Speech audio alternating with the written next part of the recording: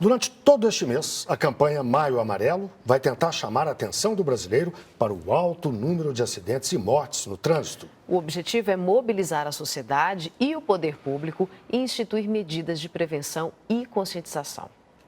3.000 pessoas morrem diariamente em acidentes de trânsito em todo o mundo.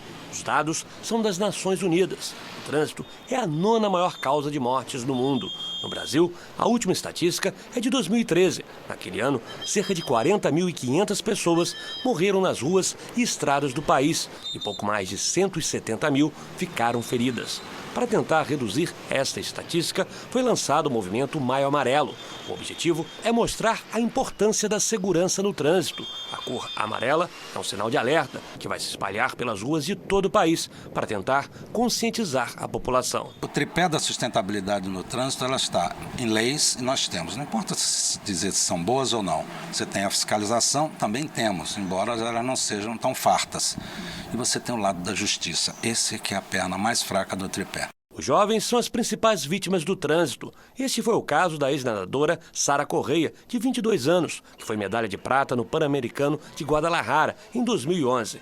Ela estava num ponto de ônibus na zona oeste do Rio quando foi atropelada. Um outro homem que estava no local também morreu. O motorista prestou depoimento e vai responder o processo em liberdade. O que aconteceu com a minha filha não foi um acidente. Foi negligência, foi falta de... não sei... E eu tenho certeza que ele não estava no estado normal dele. A ideia nossa é tentar levantar uma bandeira no sentido de mudar essa lei, que essa lei é absurda, é arcaica. Como é que você pode matar uma pessoa no trânsito e pagar a cesta básica? Será que essa pessoa só avalia a cesta básica? Você imagina o valor que a Sara tem pra gente? É incalculável, gente. Especialistas em segurança de trânsito são unânimes. Endurecer a legislação é fundamental para reduzir o número de acidentes, mas também é necessário aumentar a fiscalização. Entre os exemplos de leis que ajudaram a reduzir o número de mortes nas ruas e estradas estão a obrigatoriedade do uso do cinto de segurança e a lei seca. Não adianta ter uma boa legislação se nós não tivermos uma boa fiscalização, uma boa orientação. Isso é o papel fundamental. Isso é o que vai fazer a diferença para que nós tenhamos redução de acidentes. Depois da lei seca, uma nova regulamentação do Conselho Nacional de Trânsito vai ajudar a identificar motoristas de ônibus e de caminhões que usam drogas ilícitas. Na hora de tirar ou renovar a carteira, eles terão que fazer um exame toxicológico que detecta substâncias como maconha, cocaína, crack, entre outras. Quem for flagrado terá o direito de dirigir suspenso temporariamente. A gente tem que ter leis para serem cumpridas, tem que exigir o cumprimento das leis e os pais têm que, em casa, ensinar, e ensinar não é só dizendo. Não adianta um pai dizer que alguém tem que cumprir a lei se ele fura todos os sinais quando vai levar o filho para a escola. A Polícia Civil do Rio de Janeiro vai indiciar o motorista Diogo Brito pelo duplo homicídio doloso de Sara Correia e Paulo Soares.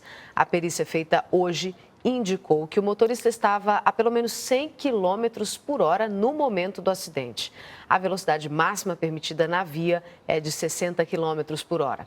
Se condenado, ele pode pagar de 6 a 20 anos de prisão.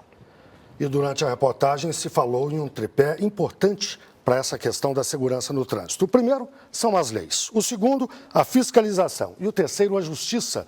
Para falar sobre isso, eu converso agora com Renata Florentino, ela é coordenadora da ONG Rodas da Paz. Essa ONG nasceu para cuidar da segurança de ciclistas, mas hoje faz muito mais do que isso. Renata, eu começo lhe perguntando, alguém disse que do tripé, leis, fiscalização e justiça, que o problema está na justiça, é isso mesmo? A justiça tem um papel importante quando as tragédias que a gente costuma chamar de acidentes, embora não sejam, já aconteceram. E aí esse é o momento em que a justiça tem um papel fundamental. Mas a gente tem outras etapas antes dessas perdas acontecerem no trânsito, que são relacionadas à questão da educação e de uma infraestrutura viária adequada que tente promover a segurança. A educação é importante até pela essa última fala, né?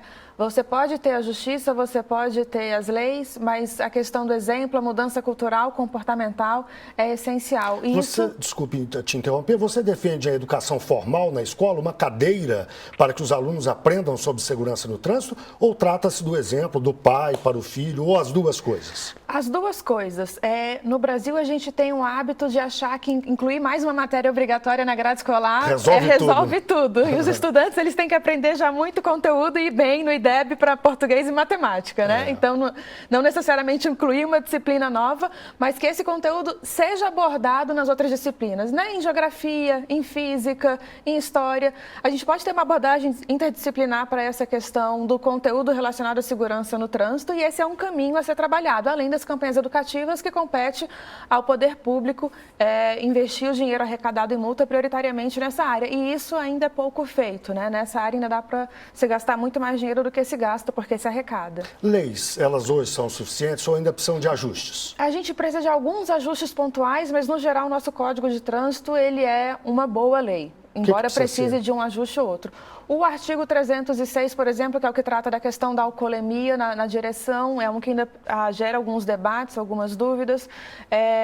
A questão do atropelamento de pedestre é considerado um agravante só em algumas circunstâncias. Na Holanda, por exemplo, quando um carro atropela um pedestre ou um ciclista, não importando a circunstância, o motorista já é responsabilizado, aqui depende da situação. Então, tem alguns pequenos ajustes que poderiam melhorar, mas, no geral, já é uma boa legislação.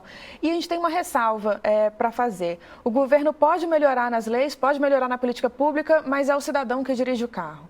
Então, por mais que a gente fale que é importante, por exemplo, reduzir os limites de velocidade nas vias urbanas, a OMS recomenda até 50 km por hora.